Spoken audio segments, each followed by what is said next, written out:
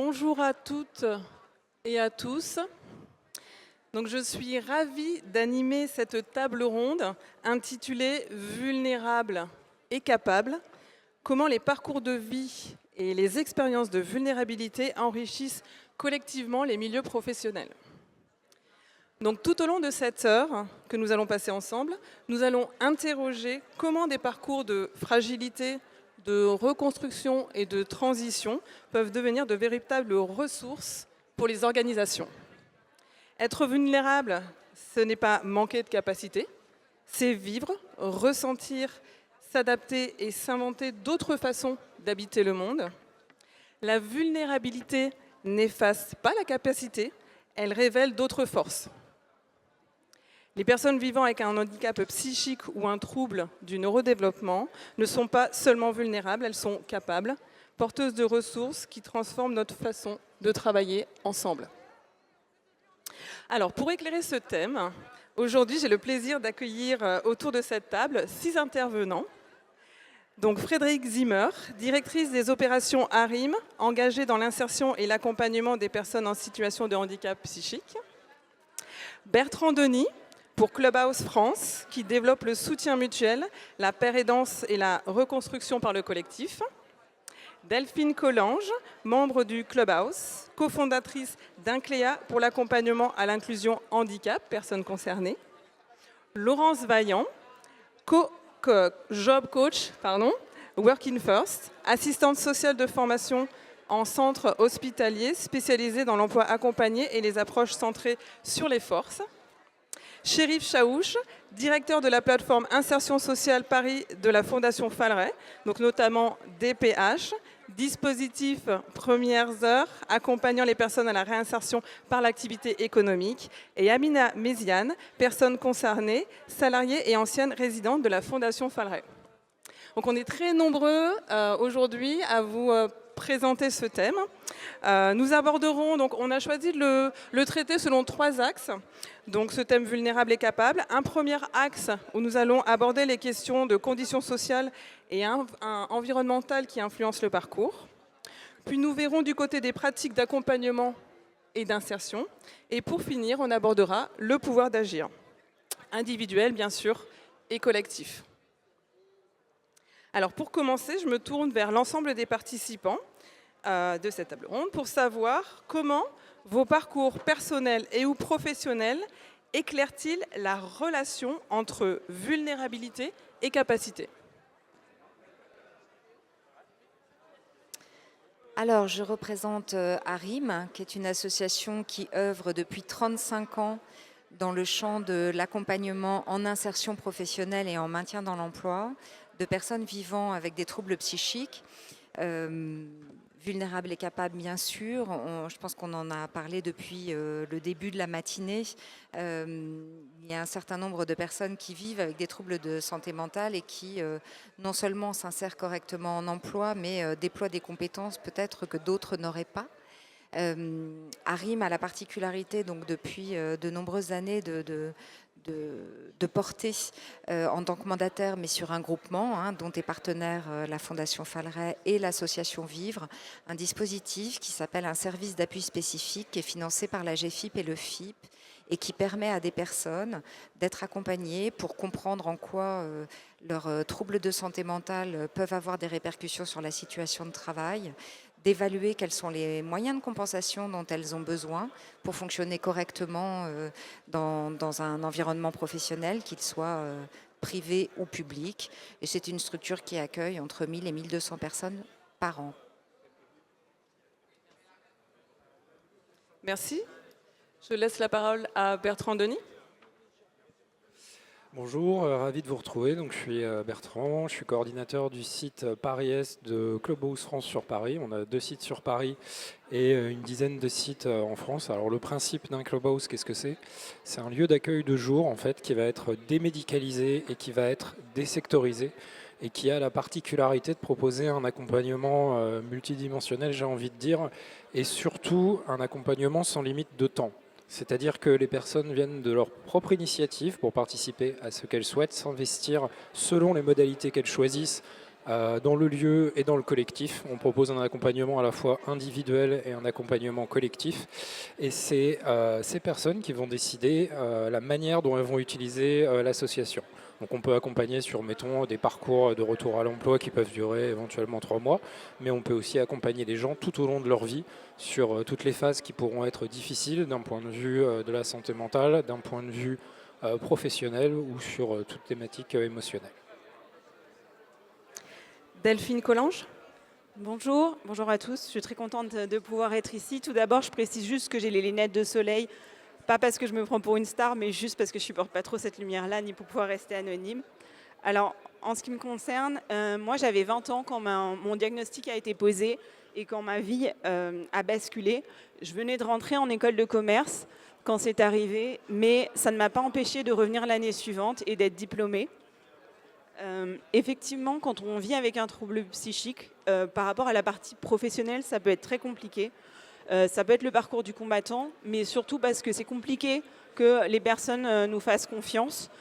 Et ça peut mener à beaucoup de refus. Et c'est dans ce cadre-là, en fait, que j'ai ouvert la porte du Clubhouse, qui m'a permis de rebondir, d'avoir été un vrai tremplin dans ma vie. Et c'est aussi pour ça que je témoigne aujourd'hui. Et j'ai toujours voulu aussi essayer de changer le regard, de sensibiliser les gens, d'expliquer et de faire de la pédagogie. Et j'ai pu le faire notamment via une vidéo brute il y a quelques années sur la bipolarité. Mais je le fais aussi désormais à travers l'entreprise que j'ai cofondée pour pouvoir faire en sorte que l'inclusion au handicap soit vraiment une réalité. Laurence Vaillant. Bonjour, donc je représente Working First. Nous, on est installés depuis 2014, c'est une association marseillaise. Voilà, on est à Marseille depuis 2014 et en fait on œuvre dans le champ du rétablissement en santé mentale. Donc l'idée elle est que les personnes, quelle que soit leur pathologie, puissent avoir une vie satisfaisante et productive et qui leur corresponde.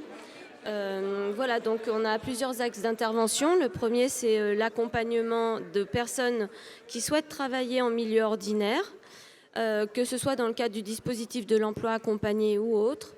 Et on utilise une méthode qui s'appelle IPS, Individual Placement and Support, qui part de l'idée que la personne a des capacités, donc on va se focaliser plus sur ses capacités, sur ses forces que sur ses freins.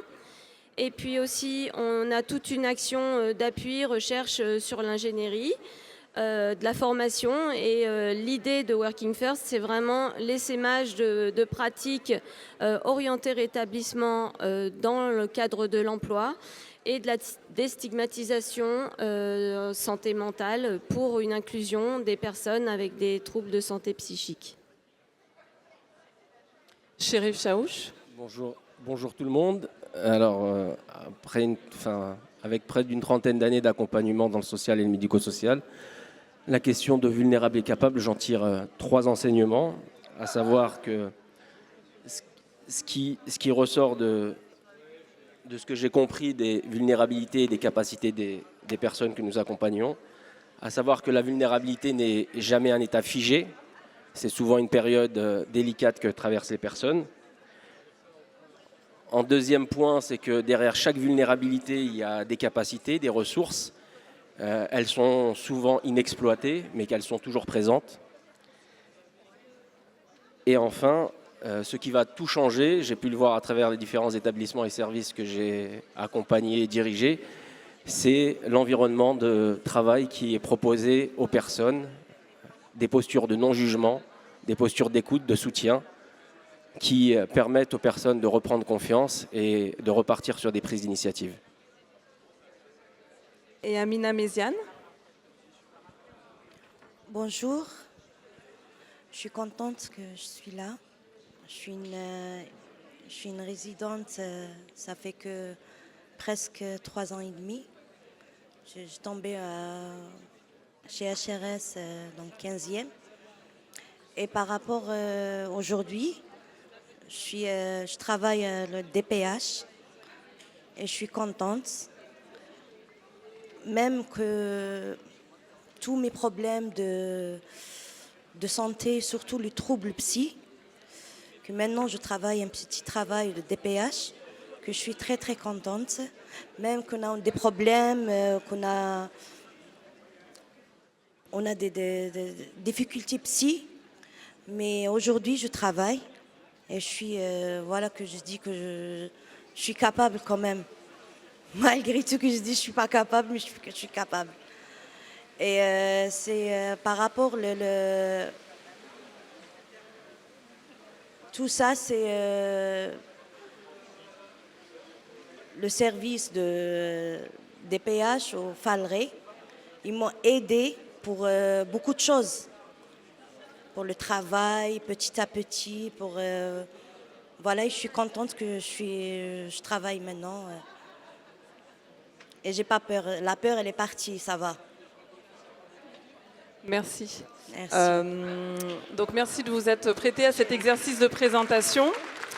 Comme je vous le disais, on va aborder l'axe 1, conditions sociales et environnementales, en se posant tout simplement dans un premier temps la question suivante, mais quelles sont, selon vous, les conditions qui fragilisent ou renforcent les parcours? Et je vais me tourner vers Delphine.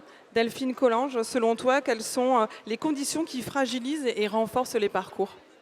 Alors en fait, malheureusement, les conditions qui peuvent fragiliser les parcours, c'est tout simplement d'avoir des conditions de travail qui ne correspondent pas aux besoins de la personne. C'est aussi bête que ça. Souvent dans le trouble psy, en plus, on est sur des aménagements d'horaire ou de télétravail, on est sur des choses qui sont simples, qui ne coûtent rien.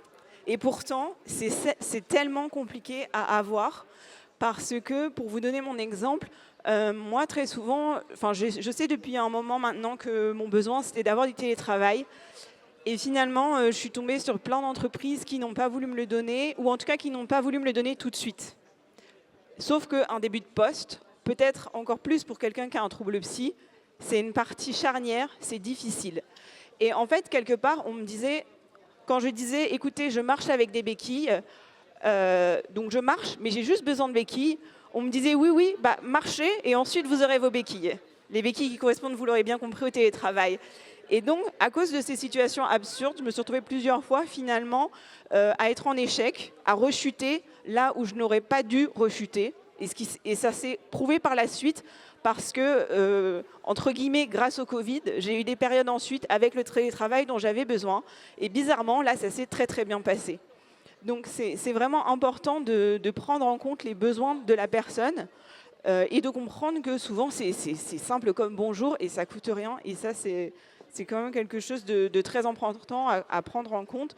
Et c'est dommage en fait de mettre en échec, de laisser au chômage des personnes qui sont capables de travailler mais qui ont juste besoin de télétravail tout de suite. C'est quand même un peu dommage. Donc je pense que ce qu'il faut vraiment, c'est de pouvoir prendre en compte les besoins des personnes et de s'adapter à elles. Et grâce à ça, ça sera en fait tout simplement un facteur de réussite. Parce que comme ma collègue l'a dit, on peut avoir des troubles psy et travailler. On peut avoir des troubles psy et ça n'empêche pas d'être... on est capable quand même, peut-être un peu différemment, mais on est capable. Et donc ça, c'est vraiment quelque chose à prendre en compte. Et donc, ce qui me fait penser à la question suivante, mais comment les milieux professionnels peuvent-ils devenir des environnements soutenants? Chérif, est-ce que tu as une idée? Oui, moi je suis toujours sur un triptyque de 3 orientations, 3 axes. Ça permet de les retenir. Pareil, en fait, le milieu professionnel doit avoir beaucoup de clarté sur les attentes, sur les rythmes, sur les limites qu'ont les personnes en termes de travail. Il y a également la notion de souplesse, notamment au moment de la reprise, parce qu'il y a une dimension de progressivité à la reprise du travail. Donc cette souplesse, elle est nécessaire pour permettre aux personnes d'avoir confiance. Et également, tout à l'heure, je l'ai évoqué sur la culture du non-jugement. Et effectivement, les personnes, quand elles reprennent l'activité, très souvent, les milieux professionnels ont beaucoup d'attentes, beaucoup d'exigences. Cette posture de non-jugement, elle n'est pas... On a souvent le sentiment que parce qu'on ne verbalise pas les choses, on n'est pas jugeant. Mais en communication, il y a le non-verbal qui représente près de 70% de sa communication et on peut être jugeant. Donc cette posture de non-jugement, elle se travaille. Et quand les personnes qui sont dans cette reprise d'activité sentent ce non-jugement, elles reprennent aussi confiance. Confiance vis-à-vis de l'employeur, confiance vis-à-vis des collaborateurs et surtout confiance en elles. C'est une reprise aussi d'estime de soi. Et effectivement, prêt à affronter cette reprise d'activité professionnelle. Est-ce que quelqu'un parmi le collectif veut rajouter quelque chose par rapport à cet axe conditions sociales et environnementales? Parce qu'on peut aussi aborder, et c'est important je pense, la notion d'accompagnement, d'insertion et de reprise d'activité, et se poser aussi la question des leviers qui permettent de transformer une expérience de vulnérabilité en savoir utile pour l'emploi. Et là, je me tourne vers Laurence Vaillant. Selon toi, quels leviers permettent de transformer une expérience de vulnérabilité en savoir utile pour l'emploi? En fait, nous, l'idée, c'est qu'on travaille plutôt, comme je l'ai dit tout à l'heure, sur les préférences de la personne plutôt que sur la vulnérabilité. Donc, les leviers, en fait, ça va être plus comment est-ce qu'on va construire un travail d'élaboration de projet de vie de la personne, qu'est-ce qu'elle a envie de faire, pourquoi est-ce qu'elle a envie de travailler en milieu ordinaire, quelles sont ses valeurs, qu'est-ce qui la motive. Et puis petit à petit, on va cheminer ensemble. Et c'est comme ça qu'en fait, elle va pouvoir de plus en plus s'affirmer, avoir le champ libre, parce que très souvent, en fait, les personnes qui ont été hospitalisées pendant des années ou alors ont perdu en fait la capacité à se dire je suis autre chose qu'une personne malade. Et nous, on va essayer de renverser la vapeur autant dans la vision que la personne va avoir d'elle-même que dans la vision qu'il peut y avoir de l'accompagnement. Un des leviers, c'est d'essayer de se dire, en fait, on ne va pas commencer à se former, à ensuite passer d'étape en étape, en escalier pour aller jusqu'à l'emploi. Un des leviers à se faire sauter directement, c'est OK, il y a un projet, tu as une envie, on va aller rencontrer des employeurs, tu as le droit au milieu ordinaire et ne pas forcément partir sur « Ah oui, mais tu as un problème de concentration ». Non, on va vraiment travailler sur qu'est-ce que tu as envie, tu es volontaire, tu es motivé, on fonce. Et on fonce sans forcément se mettre à mal parce qu'on est aussi dans une grande réactivité d'équipe. C'est-à-dire que on voit les gens dans la vie, dans la cité. On n'a pas de bureau où on reçoit les personnes, ce qui nous permet d'être très réactifs. Quand il fait froid, quand il grêle, comme tout à l'heure, la personne comme nous, on est sous la pluie. Et on va cheminer ensemble et c'est la personne qui guide l'accompagnement, qui dit oui ou non, je veux divulguer, oui pour tel emploi, non pour tel emploi. Ce qu'on a travaillé depuis longtemps, on n'a plus envie de le travailler, on passe à autre chose. Et qui décide de la place qu'elle nous met, c'est elle, la chef d'orchestre. Et alors, comment peut-on accompagner la reprise d'activité sans mettre en danger la personne? Et je me retourne vers Frédéric Zimmer. Pour rebondir un petit peu sur tout ce qui a été dit, ce qui est intéressant dans les parcours, et je trouve que Delphine l'a très bien formulé, c'est de se dire est-ce que je suis bien la bonne personne au bon endroit finalement, quels moyens je me donne pour y arriver, ce qui veut dire qu'on n'appréhende jamais ces questions seul. On rencontre un certain nombre de personnes dans notre parcours. Alors ça va être une structure qui va nous accompagner à un moment T, qui va permettre qu'on identifie quelles sont nos compétences professionnelles, qui nous permettent de nous décentrer de la question du soin, qui est très très importante, mais qui ne se pose pas tout à fait de la même manière dans les situations de travail. Et donc, la rencontre avec ces structures qui vont permettre de déterminer où sont mes compétences, où sont mes forces, sur quoi je peux m'appuyer, qu'est-ce que j'ai envie de faire, comment j'arrive à me mobiliser et à mobiliser des gens autour de moi. Et puis quand on arrive en entreprise, il y a un service de santé au travail. Effectivement, est-ce que j'ai des besoins en compensation? Est-ce que j'ai besoin qu'on aménage mon poste? De quelle manière? Pour que tout ça puisse être discuté. Il existe tout un tas de dispositifs finalement qui viennent en conseil des personnes elles-mêmes et puis aussi des employeurs parce que ça a été évoqué ce matin, on a beaucoup d'employeurs qui sont très déstabilisés, qui ne savent pas, à qui on dit j'ai un trouble de santé mentale mais ça ne parle pas en emploi, on ne sait pas ce que ça recoupe, on ne sait pas ce que ça veut dire au quotidien dans la gestion du travail. Voilà, je rebondis sur ce que tu dis, j'ai besoin de faire un peu de télétravail parce que c'est trop compliqué pour moi tous les jours d'être à mon poste. Ça, c'est pas compliqué à échanger et ça permet effectivement des ajustements qui, encore une fois, permettent à des personnes de s'insérer durablement. Donc, pour moi, le maître mot, c'est vraiment travailler en coordination, chacun de sa place, pas se tromper. On a tous des rôles et des missions et que chacun puisse les assumer de sorte que ça fonctionne sur le long terme. Merci. Est-ce que quelqu'un veut rebondir? Moi, je voudrais... Ça marche ou pas? Non, il y a bleu? Il y a bleu? Ah si, pardon, c'est moi qui n'ai pas mis correctement. Non, il y a plusieurs interlocuteurs, étrices là qui ont parlé de confiance en soi, mais ce que je pense qu'il est important de rappeler, c'est que la perte de confiance en soi, elle n'a rien à voir avec la maladie directement. C'est le fait d'avoir des refus, puis des refus, puis des refus, et de se retrouver au chômage alors qu'on est capable, alors qu'on a un diplôme, alors qu'on a une belle expérience. C'est ça en fait qui au bout d'un moment entame la confiance en soi. Parce que moi je l'ai vécu quand on se retrouve plus d'1 an au chômage, qu'on n'a que des portes qui se ferment et qu'on voit que le moment où on parle de la RQTH, c'est le moment où le process se termine, ça fait mal et c'est là que la confiance en soi se perd. Mais ça n'a rien à voir avec la pathologie en elle-même et je pense que c'est quand même important de le préciser et qu'on comprenne bien que c'est vraiment pas la maladie, c'est le parcours de vie et les refus, le fait de se retrouver au chômage alors qu'on ne devrait pas y être qui au bout d'un moment entame la confiance qu'on peut avoir dans ses capacités professionnelles. Quelqu'un d'autre veut rebondir?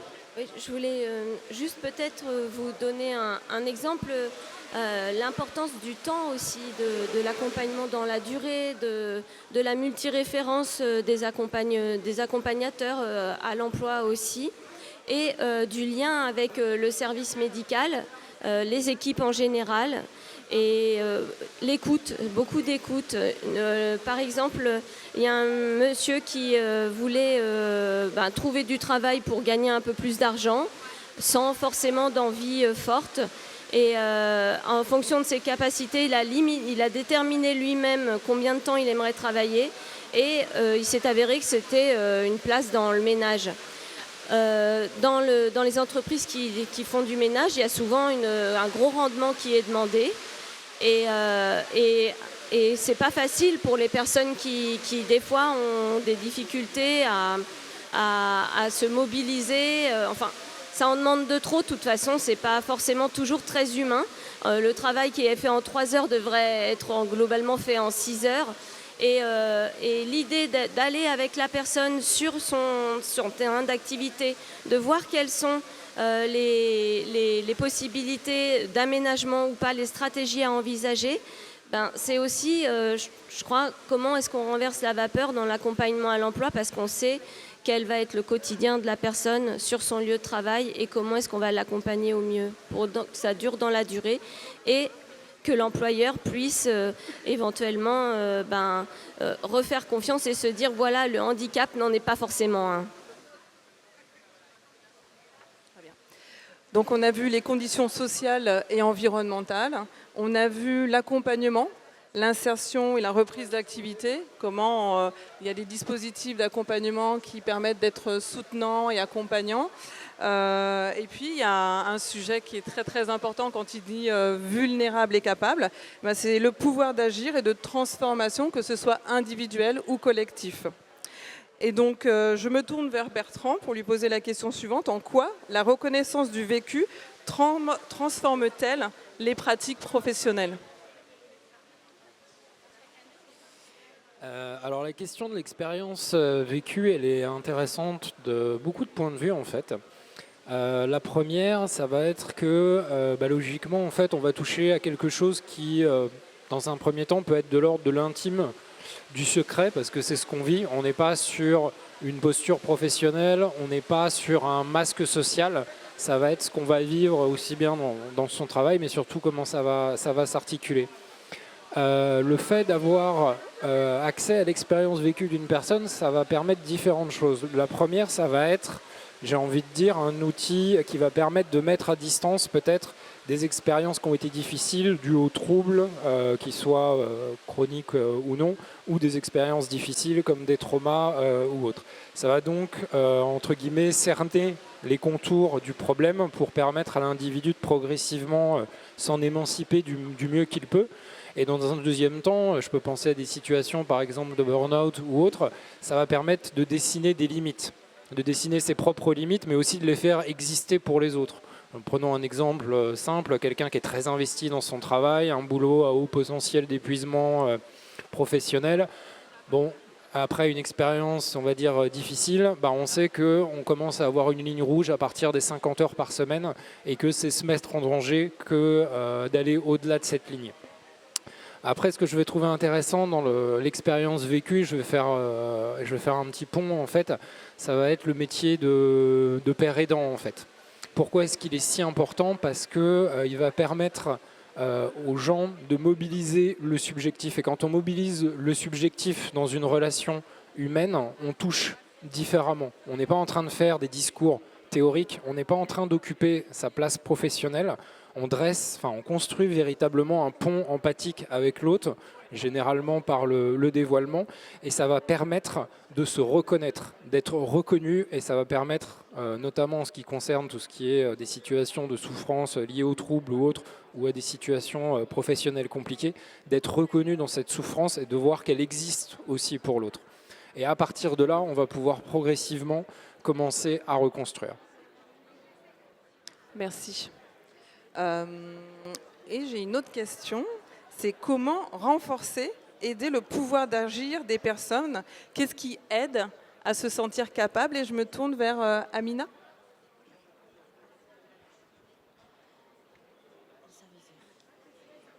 Qu'est-ce qui vous aide?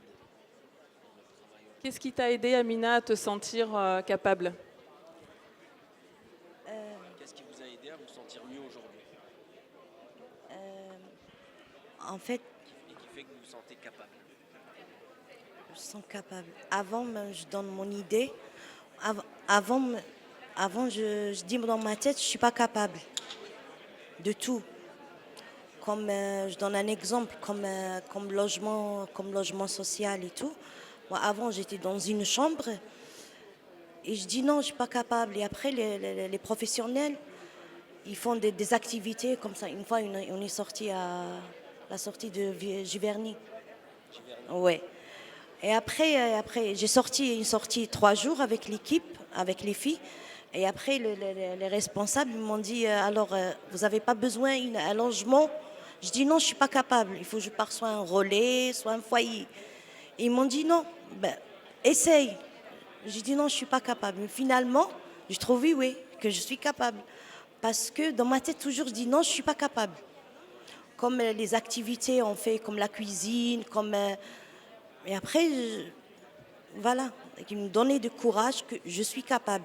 Ils m'ont dit même, tu prends des médicaments, tu as des troubles, c'est pas qu'on n'est pas capable. On a du courage, on peut faire, on peut travailler, on peut... Parce que comme moi, comme tous les gens psy, ou ils sont des troubles psy, toujours on a un problème, on souffre par rapport aux problèmes, les médicaments, les histoires. C'est pour ça qu'on dit non, on n'est pas capable. Et après, aujourd'hui, que oui, je suis capable de faire tout. Et j'ai encore la peur. Merci, Amina, pour ce témoignage.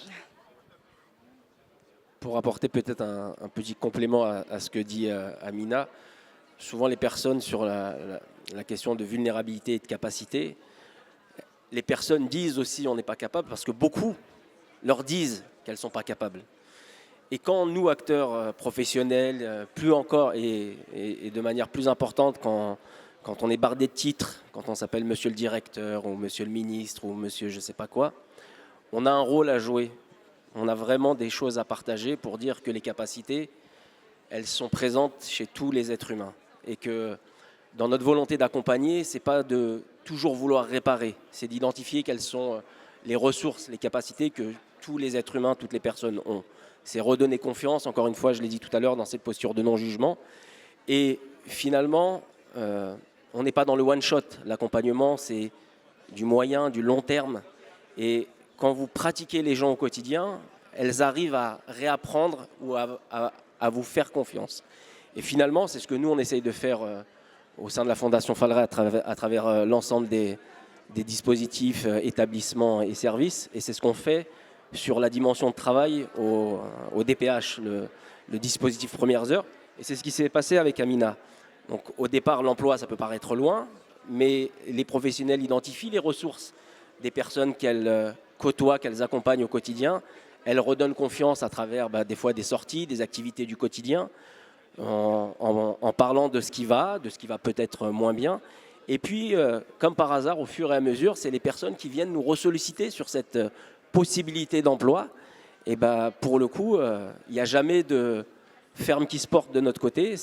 On va aller là où vous avez envie d'aller avec l'ensemble des qualités, des capacités que vous avez. Et s'il y a des difficultés, on va voir comment les réduire, les résoudre. Et s'il y a des choses qui ne sont peut-être pas possibles dans tel domaine ou tel secteur, il y a forcément un domaine, un secteur qui va vous plaire, qui va vous permettre aussi de vous épanouir, de découvrir. Et là, on le voit bien. Aujourd'hui, Amina, elle est responsable.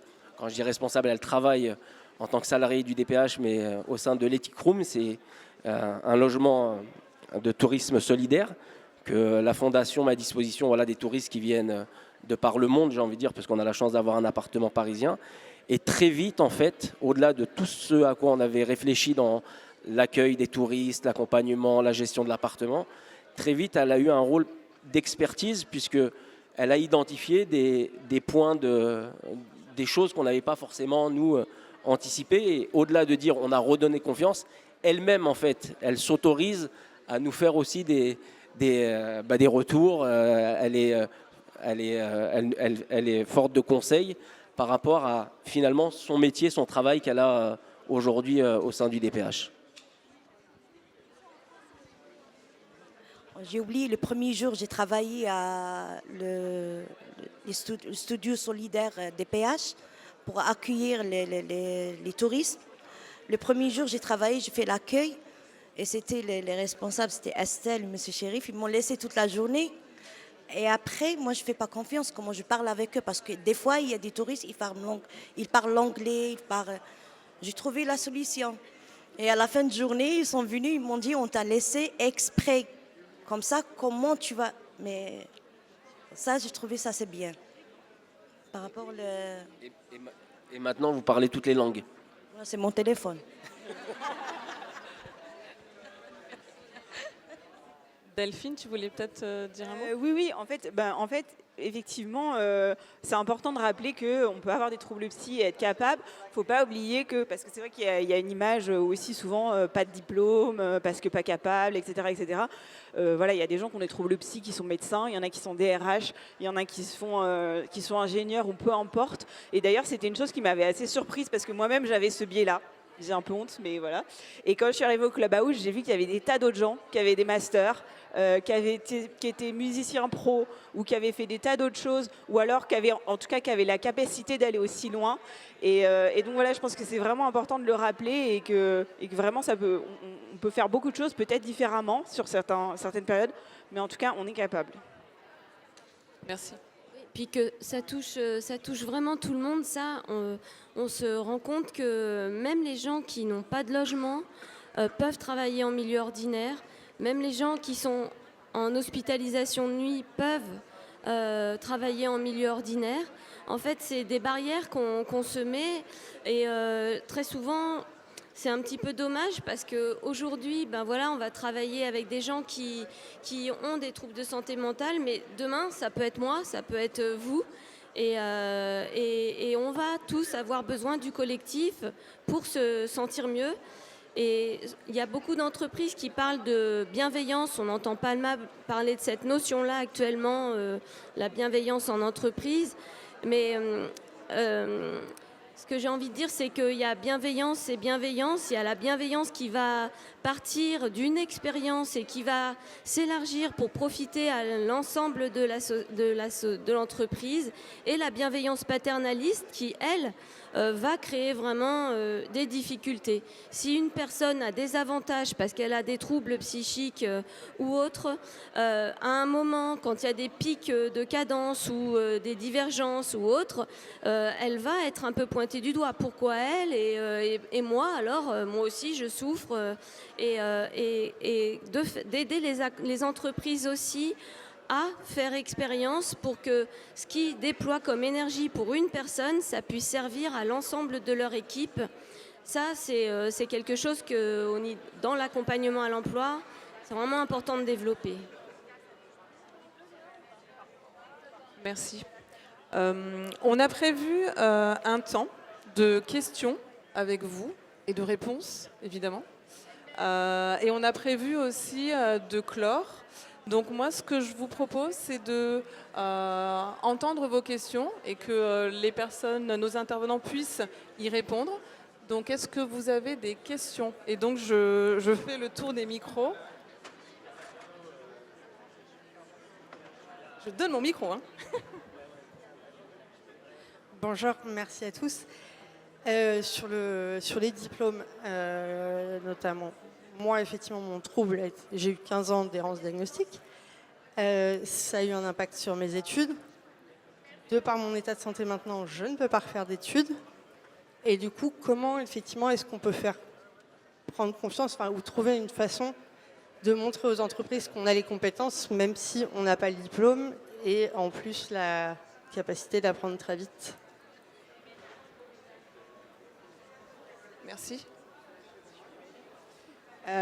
Alors effectivement, en France, on est malheureusement dans un système où c'est le diplôme, et pas forcément les compétences. Peut-être que vous pouvez passer par une validation des acquis ou un bilan, et en espérant que ça puisse justifier le fait que vous avez des capacités, même si vous n'avez pas de diplôme. Oui, il y a aussi des dispositifs de période de mise en situation professionnelle qui sont possibles. Et c'est vrai que des fois, ça peut permettre de mettre le pied un peu dans la porte et d'aller dans l'entreprise et de montrer ce dont on est capable. Ça peut être une solution aussi pour pouvoir avoir l'occasion de montrer ses compétences. Les périodes d'immersion professionnelle, qu'on appelle aussi PMSMP, sont des dispositifs où il va y avoir une contractualisation entre France Travail, l'employeur et la personne concernée. Et l'idée, c'est d'aller dans l'entreprise de façon gratuite pour l'employeur, mais la personne continue à bénéficier des indemnités France Travail. Et donc, ça lui permet sur des périodes... Alors, il y a 3 motifs différents. Ça peut durer 1 mois maximum et la personne peut observer et puis au fil des jours peut-être essayer certaines choses, et en 1 mois ça lui permet d'avoir vraiment une vision assez claire du poste, de l'environnement aussi, parce que ça peut être intéressant de voir l'environnement, comment on évolue avec les collègues, s'il y a des open space, comment on évolue en open space. Et donc ces périodes d'immersion, elles sont vraiment assez intéressantes et elles sont gagnantes à la fois pour la personne et à la fois pour la structure accueillante. Et intégrer le Clubhouse. J'en profite, mais venez, ça vous aidera sûrement. Juste pour revenir aussi sur ce que vous dites, c'est-à-dire que c'est compliqué. En France, on a des métiers où on a besoin d'un titre. Alors quand vous avez besoin d'un titre, c'est très très difficile de pallier ça. Par contre, il y a tout un tas de postes, et c'est là où je trouve que c'est intéressant de rencontrer des gens qui vous aident à redécliner votre parcours, peut-être à identifier des compétences que vous avez oubliées ou que vous avez mises de côté, de faire un point avec ce que vous avez envie de mobiliser ou pas, parce que c'est une réalité. Il y a des moments dans sa vie où on a fait des choses et on n'a pas forcément envie de le refaire à nouveau, mais en tout cas de vraiment bien aller confronter à la réalité. Et puis après, il y a quand même une règle, effectivement, ce que je vous disais par rapport à des titres, hein, c'est il y a des métiers qui clairement ne sont pas accessibles quand on les a pas. Oui, une petite remarque, on parle souvent du burn-out, mais on oublie le bore-out, l'ennui au travail. Et ça peut créer des difficultés aussi, parce que les gens ne se sentent pas utiles ou ne se trouvent pas dans la qualification de ce qu'ils pourraient faire.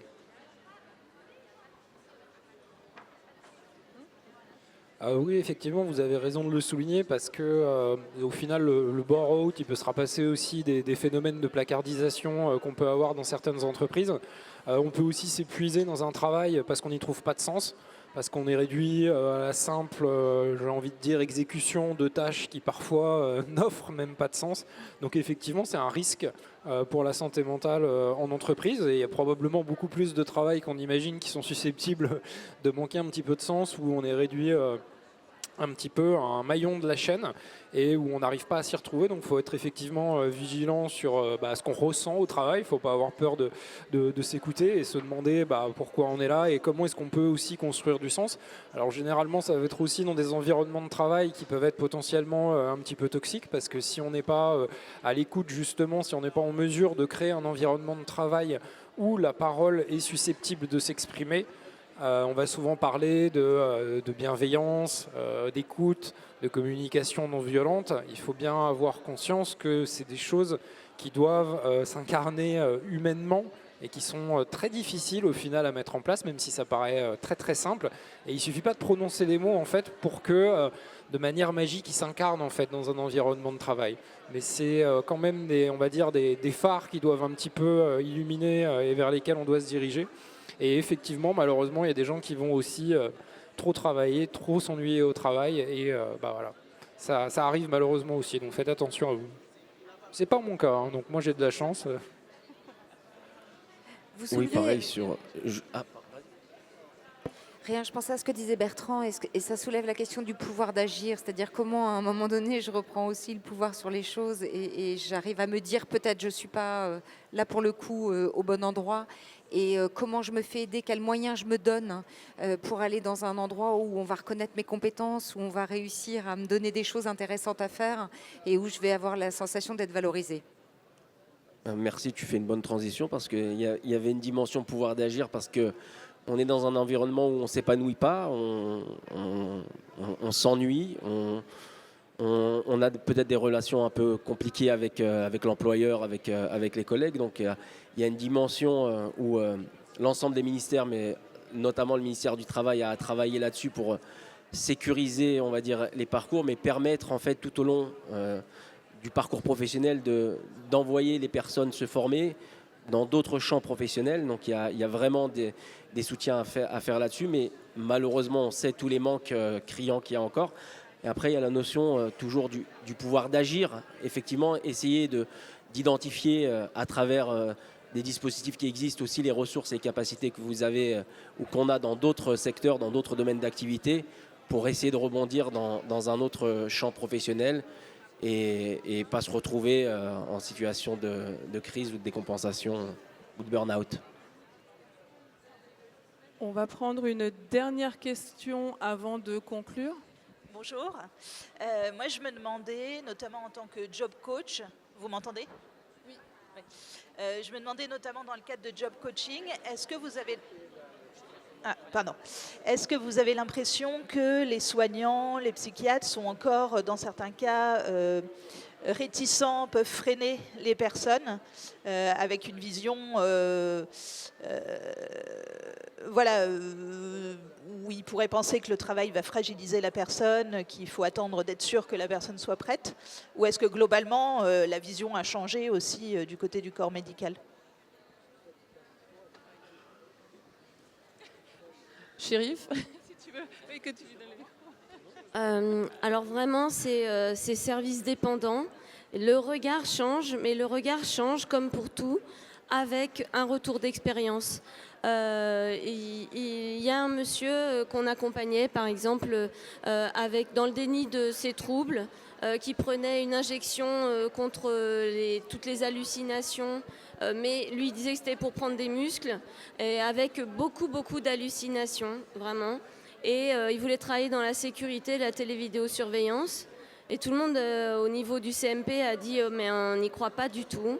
Et il a tenté sa chance et ça a fonctionné. Et s'est fait des retours d'expérience où nos croyances de professionnels limitantes explosent en fait, parce qu'on se dit ah ouais, si cette personne a été capable, pourquoi pas d'autres? Après, on va pas se mentir, c'est quand même pas encore gagné. Là, nous récemment, il y a 2 personnes hospitalisées depuis plus d'1 an en psychiatrie trouvent un emploi, et les 2, au bout de 2 semaines pour l'un et 3 jours pour l'autre, et sortant sans possibilité de relogement. Et là, on se dit, mais pourquoi, en fait pourquoi ça s'acharne comme ça? Pourquoi est-ce qu'on n'y croit pas? Alors du coup, on laisse tomber pour tout un tas de choses. Et c'est vraiment à force d'expérience, à force de retour, qu'on arrive à faire changer les regards. Il y a les réhabilitations aussi dans les centres hospitaliers qui peuvent impulser des nouvelles dynamiques. Et puis, il y a aussi le fait qu'il y a beaucoup de surmenage dans toutes ces équipes de santé mentale, et qui font que sortir de sa zone de confort, prendre des risques, c'est pas toujours évident.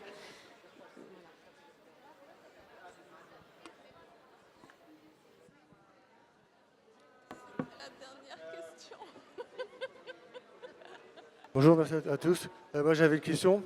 D'après votre expérience, quels conseils ou pratiques considérez-vous essentiels pour préserver la santé mentale tout au long de la vie?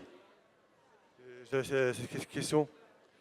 Les pratiques pour... Alors, si je reformule, quelles sont les pratiques pour préserver la santé mentale tout au long de la vie?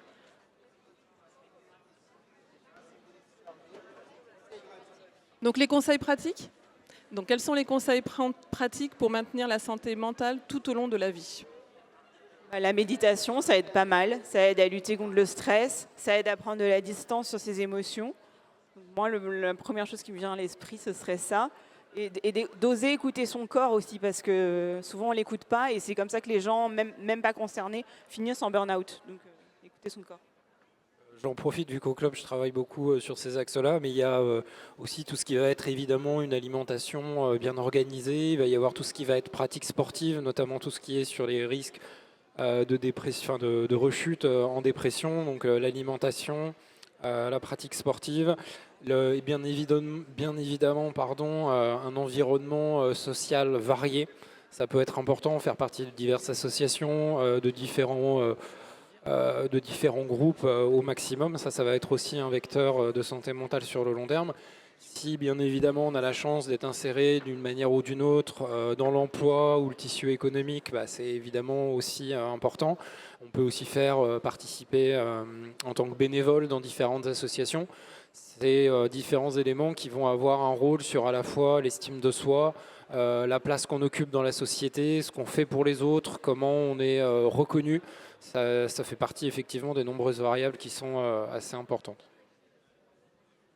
Alors, au-delà, c'est difficile parce que donner des conseils, il y a un côté un petit peu péremptoire comme ça, et comme si on était, nous, forcément mieux que les autres à pouvoir donner beaucoup de conseils. Mais il y a une chose qu'on identifie chez l'ensemble des êtres humains et l'ensemble des personnes, y compris les personnes qui ont des souffrances psychiques. Éviter l'isolement le plus possible. Comme il l'a dit, il y a tout un tas d'activités culturelles, sportives, prendre l'air, marcher, mais effectivement être dans des relations sociales à travers du bénévolat, de l'associatif, du caritatif, de l'humanitaire. Il y a tellement de choses qui existent. Et en fait, si on ne reste pas à la maison seul, il y a toujours une porte, une amie, un ami, un collègue, un voisin avec qui on peut discuter et partir sur une telle diversité d'activités. Donc, éviter de rester seul à la maison et à broyer du noir. Il y a beaucoup de portes qui peuvent s'ouvrir dès qu'on prend le temps d'aller taper à l'extérieur. Merci. Et alors pour finir, j'ai demandé un exercice assez difficile à l'ensemble des intervenants. C'est de vous préparer chacun une punchline sur le sujet donc vulnérable et capable. Et on finira les punchlines par celles de Delphine et de Amina. Tout le monde va donner sa punchline et enfin Delphine et Amina donneront les dernières punchlines des mots de la fin.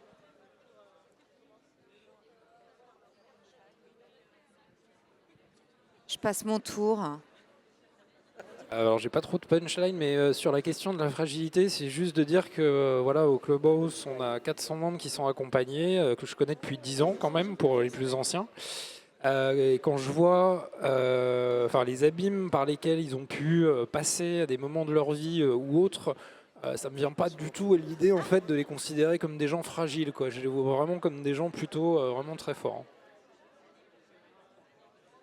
Peut-être si nous, les intervenants sociaux, médicaux, on pouvait descendre un petit peu de notre piédestal et se dire on n'a pas raison, on n'a pas le savoir, et qu'il y ait plus d'horizontalité et de croyance dans le fait que ensemble on est plus fort, et vraiment, et que tout est possible pratiquement, en fait, à partir du moment où la stigmatisation s'atténue, et où l'autostigmatisation, qui est très forte aussi pour chacun d'entre nous, s'atténue. On est tous concernés par des troubles de santé mentale, plus ou moins intensément. Et il ne faut pas qu'on se laisse abattre, quoi, par le système. Moi, je vais respecter la consigne. Moi, je suis discipliné.